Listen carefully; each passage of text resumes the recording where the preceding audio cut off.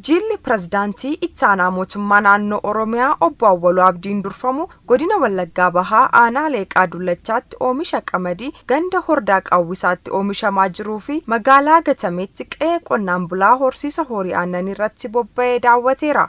Jilli kun aanuma kana magaalaa Gatameetti qe'ee qonnaan bulaa hojii horsiisa horii aannanii irratti bobba'ee daawwachuun jajjabeesseera.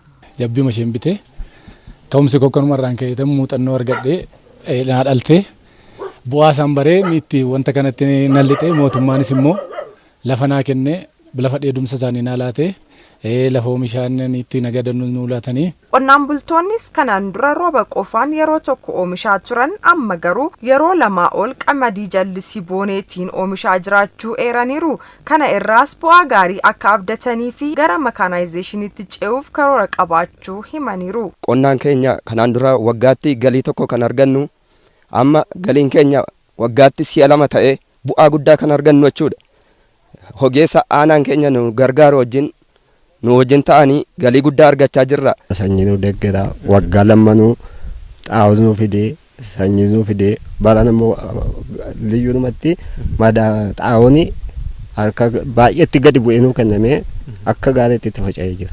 Aanaa Leeqaa Dullachaatti lafa hektaara 3,400 qamadiin oomishuuf karoorfame kana keessatti lafa hektaara 3,990 qamadiin uwwisuun danda'amuun bulchaan aanichaa Obbo Guddinaa Mangashaan himaniiru. Inisheetiivii qonna qamadii jallisii bara kana karoorri keenya hektaara 3,400 raawwitiin hektaara 3,900 ol persentii guddaatiin raawwannee amma kana akkuma lafatti argaa jirtan ganda hordaa qawwisaa keessatti iskiimii shamee albaasaa irratti lafa hektaara 220 kallattii kana keessatti hojjetamee jiru hunda irratti haalli oomisha midhaanii yookaan immoo performaansiin midhaan nuyi qonnee jirru kana fakkaata. Akka naannoo Oromiyaatti oomishaa fi oomishtummaan qamadii bara baraan dabalaa dhufuu kan yaadachiisan ittaanaan pirezidaantii mootummaa naannoo Oromiyaa Obbo Awwaluu Abdiin bara kana lafti hektaara miiliyoona 1,100 ol qamadiin uwwifameera jedhan.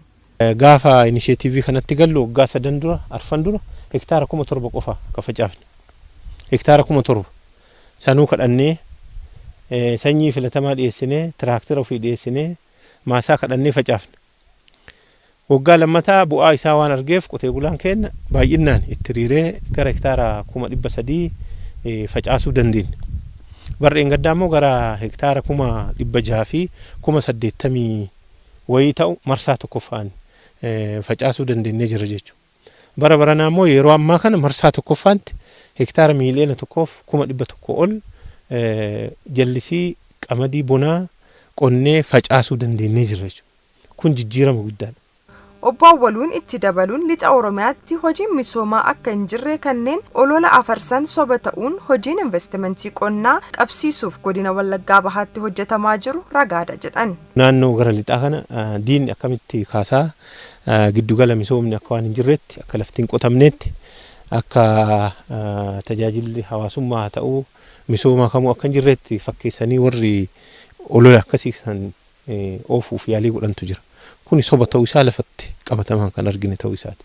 Akka godina Wallaggaa Bahaatti bara kana lafa hektaara 35,000 qamadiin misoomsuuf karoorfame lafti hektaara 42,000 ol qamadiin misoomaa jiraachuun bulchaan godinichaa Obbo Waggaarii Nagaraan himaniiru. Qamadii hektaara 35,000 karoorfatame 42,108 yeroo ammaanatti raawwachuudhaan haalli ittiin karooraa raawwatame kan jiru akka ta'e. Kanaafuu aanolee keenya adda addaa irrattis bifuma wal fakkaatuun akkuma amma Leeqaa Dullachaa irratti mul'atu kana inisheetiiviin qamadii milkaa'aa kan jiru. Godina Wallaggaa Bahaatti lafa hektaara 42,000 ol oomishamaa jiru irraa callaan kumtaala miiliyoona 2 ni abdatama.